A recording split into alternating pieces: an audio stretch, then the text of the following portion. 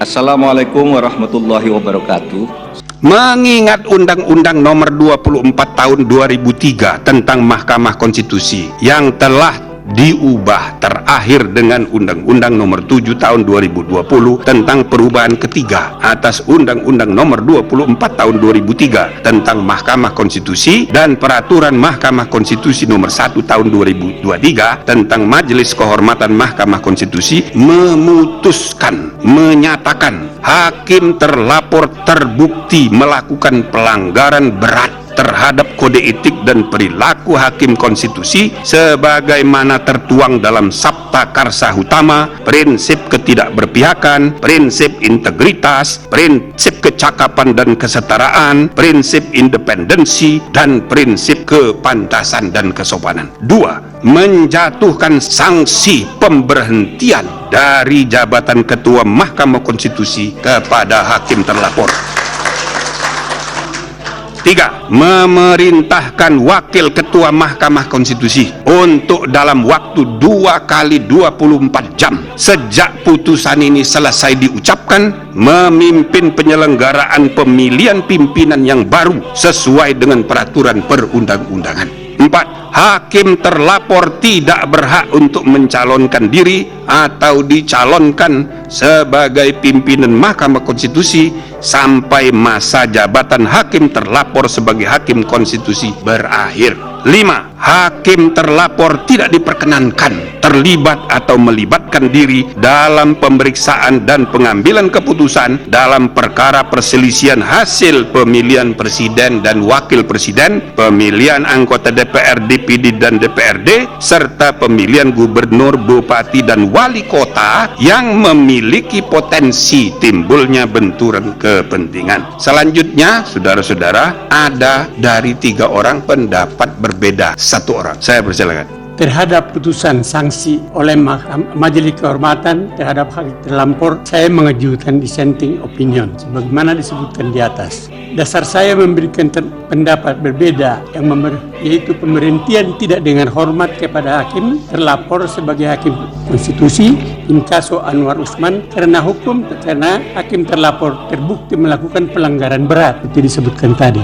Sanksi terhadap pelanggaran berat hanya pemberhentian tidak dengan hormat dan tidak ada sanksi lain sebagaimana diatur dalam pasal 41 huruf C dan pasal 47 Peraturan Mahkamah Konstitusi Nomor 1 Tahun 2003 tentang Majelis Kehormatan Mahkamah Konstitusi. Satu hal yang menggembirakan saya ialah bahwa dalam rapat-rapat Majelis Kehormatan yang membahas laporan mengenai dugaan pelanggaran hakim konstitusi terlapor dan fakta-fakta yang terungkap dalam sidang dan rapat pembelaan hakim terlapor, keterangan saksi termasuk hakim konstitusi lainnya yang didengar keterangannya, pendapat kami bertiga sama semua dan terjadi diskusi yang sangat substansif, namun saling menghormati dimaringi dengan saling senyum, selalu senyum. Namun dalam membuat kesimpulan dan penentuan sanksi terhadap hakim terlapor Anwar Usman, kami berbeda. Dengan saya harus memberikan dissenting opinion. Menurut saya mungkin karena latar belakang saya sebagai akademisi hukum, memang sepanjang karir saya yang terus berpotensi sebagai akademisi, yaitu dosen di Universitas Indonesia selama 35 tahun, 71 sampai tahun 1971 sampai 2006, dan di Universitas Pelita Harapan dari 2003 hingga sekarang, hanya 20 tahun. Sebagai dosen saya juga mengabdikan ilmu saya sebagai anggota Dewan Etik Hakim Konstitusi 2018 sampai 2020, tetap diangkat berdasarkan kriteria akademik saya, sehingga jiwa dan pikiran saya utuh adalah sifat keilmuan. Cara saya berpikir dan berpendapat selalu konsisten sebagai seorang ilmuwan atau akademisi. Karena itu dalam memandang dan menilai sesuatu masalah, peristiwa, keadaan, gejala yang ada selalu berdasarkan apa adanya. Just the way you are, just the way it is. Itulah sebabnya dalam memberi putusan pada pelanggaran kode etik ini dari perilaku hakim konstitusi aku, saya memberikan putusan sesuai aturan yang berlaku dan tingkat pelanggaran kode etik yang terjadi dan terbukti, yaitu sanksi bagi hakim terlapor berupa pemberhentian tidak dengan hormat sebagai hakim konstitusi, sebagai hakim.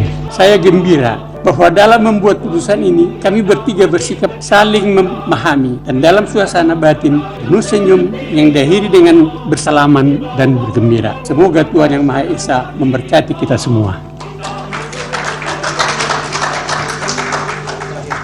Masih ada ya? Baik.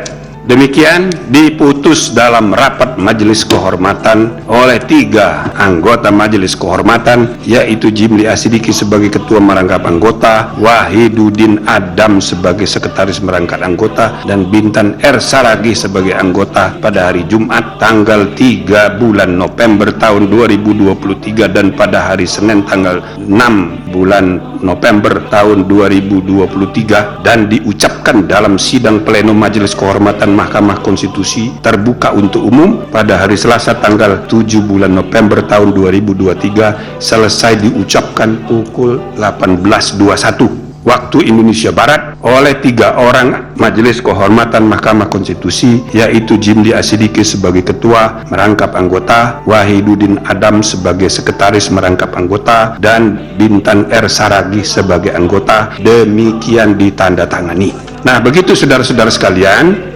terlepas dari adanya dissenting opinion, putusan yang berlaku mulai hari ini adalah yang tadi dibacakan, ya. Tapi dengan adanya dissenting opinion menggambarkan bahwa kami membuat keputusan dengan perdebatan dan itu sehat, dengan akal sehat, ya. Jadi yang tidak sepakat akhirnya ya silakan diumumkan melalui dissenting opinion, supaya saudara mengetahui dissenting opinion di Indonesia dimulai di pengadilan niaga. Tapi pengadilan niaga itu tidak begitu terkenal, hanya di kalangan pengusaha. Begitu dipraktekkan di MK mulai 2023, jadi terkenal. Maka sekarang sudah menjadi kebiasaan bahwa pengadilan itu harus menggunakan, memperdebatkan akal sehat, dan kalau tidak sepakat diumumkan kepada publik sebagai wujud pertanggungjawaban publik. Nah, jadi saya rasa ini satu, ya. Yang kedua, tadi saya kemukakan yang berlaku adalah yang diputuskan, ya. Kami tadi sudah dijelaskan sama pendapatnya ini. Cuma kalau sanksinya adalah sebagaimana ditentukan dalam PMK, pemberhentian tidak hormat dari anggota, maka itu diharuskan diberi kesempatan untuk majelis banding. Yang majelis banding dibentuk PMK itu, ya kan? Nah, membuat putusan majelis kehormatan tidak pasti, sedangkan kita sedang menghadapi proses persiapan pemilihan umum yang sudah dekat. Kita memerlukan kepastian yang adil, itu loh, untuk tidak menimbulkan masalah-masalah yang berakibat pada proses pemilu yang tidak damai, proses pemilu yang tidak terpercaya. Nah, untuk itulah kami memutuskan berhenti dari ketua sehingga ketentuan mengenai majelis banding tidak berlaku. Karena dia tidak berlaku, maka putusan MK yang dibacakan hari ini mulai berlaku hari ini, dan dalam 2 kali 24 jam harus sudah diadakan pemilihan. Gitu ya. Udah ada.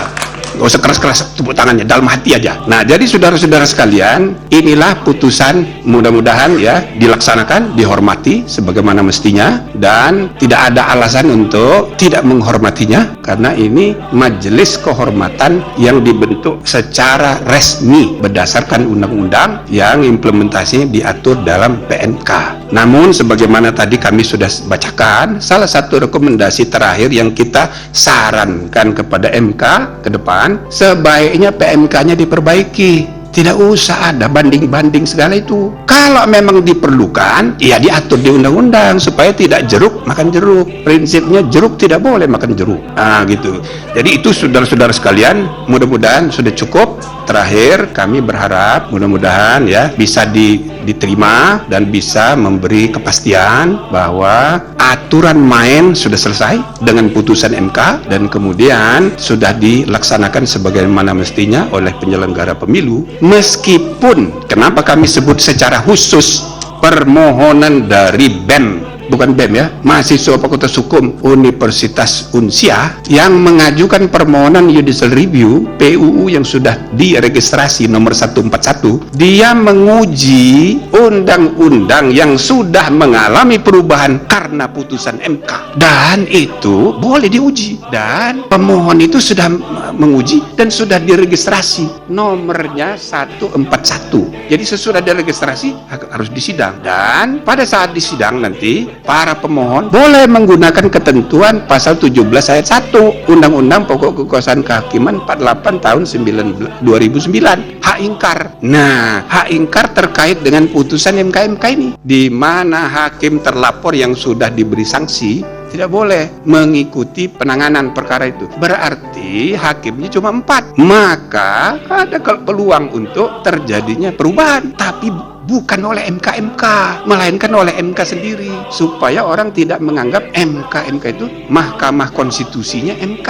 Nah, jadi di atas MK.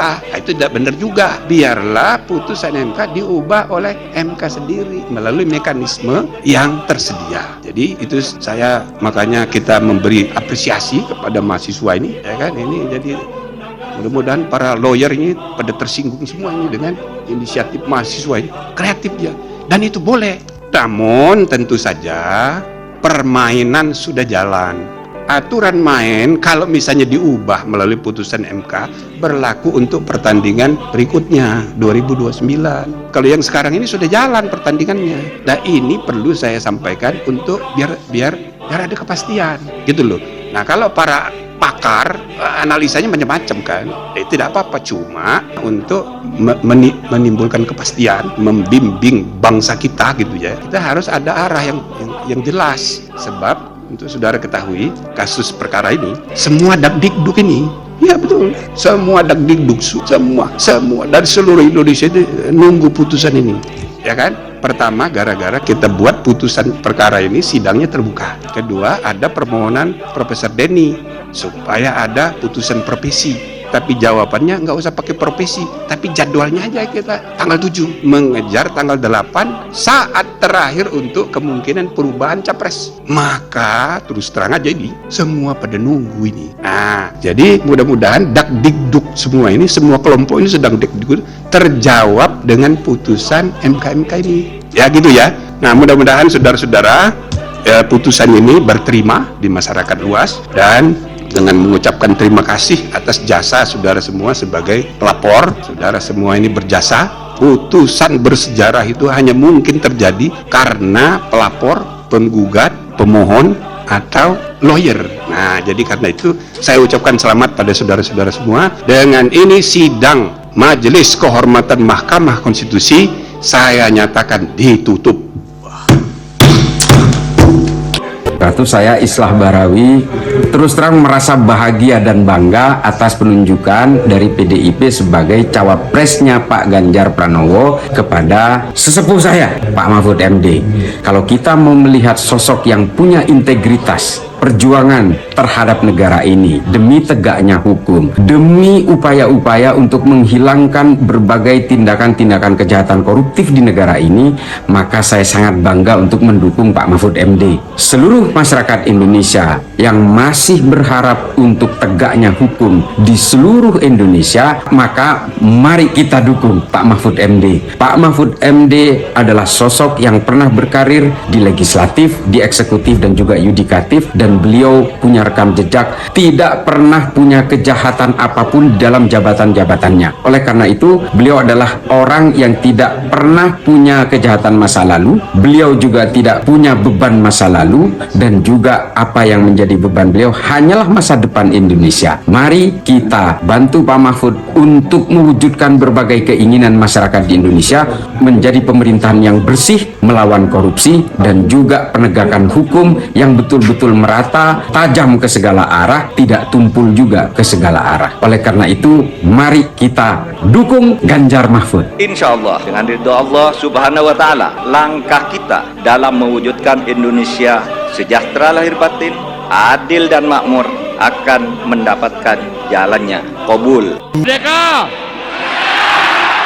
Tempat ini menjadi saksi bagaimana pidato Bung Karno selalu menggetarkan. Education of life disampaikan di sini, mengajarkan kita agar bisa mengabdi pada bangsa dan negara. Semoga Allah senantiasa menuntun kita di jalan yang diridhoinya. Aku qouli hadza, astaghfirullah li wa lakum. Wassalamualaikum warahmatullahi wabarakatuh. Terima kasih.